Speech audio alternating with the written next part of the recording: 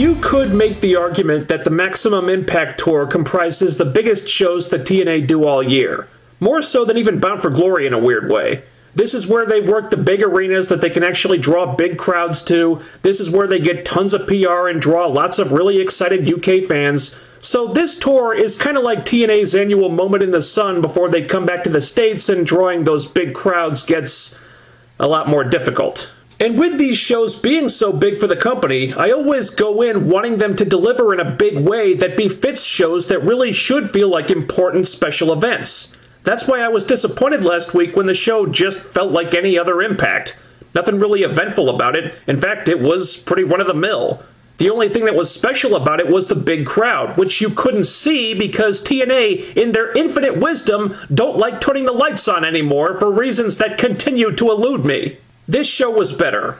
It still looks like it's taken place in a black hole, but something this Impact did a much better job with than last week's episode was delivering memorable moments, special moments, moments that have you talking about them the next day because they stick with you. Big event-type shows always come off better for having things like these, and this Impact had several of them, whereas last week really didn't.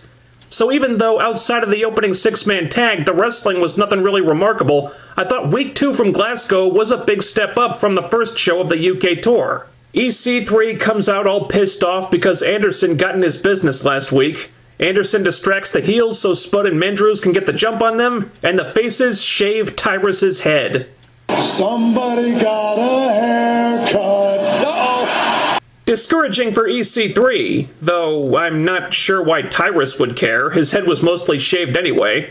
Still, a heel who's got some payback coming gets his head shaved. It's something different. It lets the underdog babyface finally get one over on the heel in their feud, and it's a really nice moment for Spud and the UK fans because he's their guy.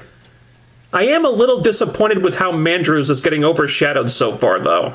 The Rockstar Spud has left the building. We got a nice moment from the Knockouts, too. Taryn Terrell makes quick work of Angelina Love, as she should. Kong shows up and takes Taryn down. But then Gail comes out to help her, and we get that moment with Gail and Kong, the rivalry that put the Knockout division on the map in 2007-2008. First time they've been face-to-face since Kong came back, and it meant more that they saved it until now, because this is supposed to be a big show where big things happen. Now, personally, I do wonder if it might be too soon to go back to the well with these two. I'm very much in favor of this division changing with the times instead of just using the past as a crutch. And I don't know if we should get our hopes up too high that they can match what they did 7 years ago, because they are older now. But this was the hottest feud the Knockouts ever produced, so we couldn't expect them to not go there. If they put Taryn in the mix and keep her in the mix, that should add enough new elements to this to keep it fresh. So let's see what happens. Another memorable moment with a Knockout, Mickie James shows up. Now, as much as I love Mickie, like I said, in my opinion, this division really needs to move forward with new talent instead of constantly bringing back people from the past. But, as I understand it, right now Mickey's only back for the UK tour to help facilitate Magnus's face turn, which I think is a really good idea. Mickie being back in the Knockout division full-time would take more attention away from the new people they need to be cultivating, and her appearance will feel more special if she's only there for special shows like the UK tour.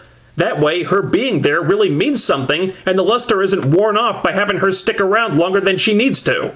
However, I think this segment could have been done better. She comes out to confront Bram after what he did to Magnus. Okay, but it was never clearly established that Mickie and Magnus are a couple outside of wrestling. I mean, they said Magnus had a son with somebody, but they never said it was Mickie. Then she shows up from out of nowhere and, hey look, it's Mickie James! Her and Magnus are getting married and have a son together, by the way. They just sort of assumed that everyone was already aware of this. You're sure the hardcore/internet fans would know about it, but casual fans may have been kind of confused here. The confrontation could have come off better, too. Either Bram needed to speak louder or they needed to mute the crowd, but I had trouble understanding him at first. Nevertheless, Mickie has been a star in wrestling for a long time, so you get her back for a few weeks to help put over this angle. It makes shows that are supposed to be big feel a little bit bigger. And then there was the Grado match. Ha-ha! I don't call this a moment. The UK fans would disagree, apparently. I don't know why. I have no idea why Grado is popular over there. This guy sucks. He was irritating as fuck on British Boot Camp 2. He's in lousy shape. He's not a very good wrestler. I thought he was quite sloppy in this match. He got outperformed by Al Snow. I don't find his character entertaining in the slightest. And yet, for some reason, the UK fans just think there's something fascinating about this chucklehead. I don't get it. I just thank the wrestling gods that he did not win British Boot Camp 2, and the sooner he's off my screen, the better. Of all the greats I have studied, I assure you I have never heard of that man. So naturally, I really appreciated when the BDC came out to rain on Grado's parade. But then, the former Drew McIntyre shows up to run them off. Surprise, motherfucker!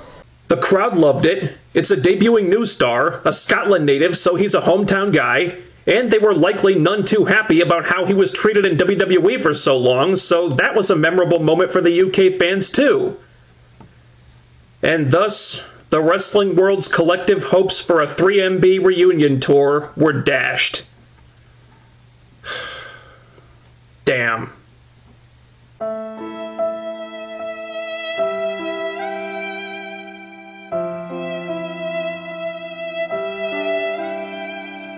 You know, I think this is cool.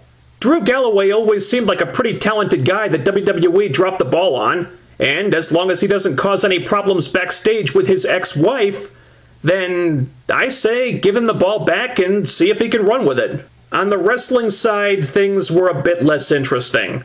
They had a really nice six-man tag to start the show with the Wolves and Matt Hardy versus the Revolution.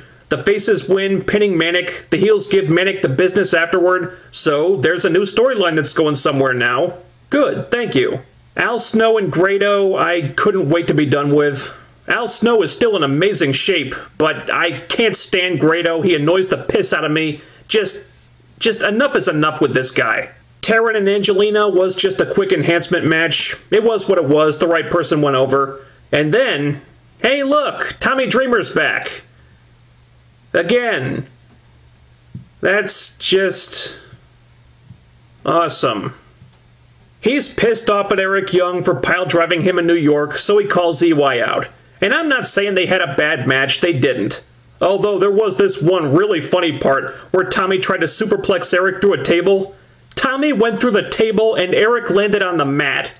Then Tommy got right back up and no-sold the table. Eric wins, which is all well and good. They continue to do a nice job with his new heel character, but this segment felt kind of unnecessary to me. No disrespect to Tommy, but I'm really over his constant returns. They mean less and less, and I just don't care to see it anymore. Plus, every time he shows up, I get nervous that they're going to put him over some young talent again, which is really not a good idea at this point. I'm all dreamered out, TNA. Let's just move on, shall we? It's not the 90s anymore and nobody wants to see you in spandex. The main event was a gauntlet battle royal for a world title shot. Bobby Roode was supposed to be in this, that's what the match with Aries last week was about, but he's selling the pile drivers from Eric Young, which is fine, except they never bothered to actually mention that this is why he wasn't there. Or if they did, then I missed it. Anyway, I found this match to be pretty lackluster. I like that they tried to incorporate storylines into it, but still, it was rough. Tyrus, of all people, was the killer in the match, which didn't help because he's terrible. EC3 gets eliminated very quickly. Austin Aries gets thrown out during the commercial break. It just didn't come off very well. And the booking was head-scratching. The BDC are working together, dominating the match. Then Kurt Angle comes out in the final spot and it ends up 4-on-1. Wouldn't it have been more compelling to have Angle come out early so he's beaten up and exhausted when they get to that point, instead of coming in fresh when the heels have all been in there for a while?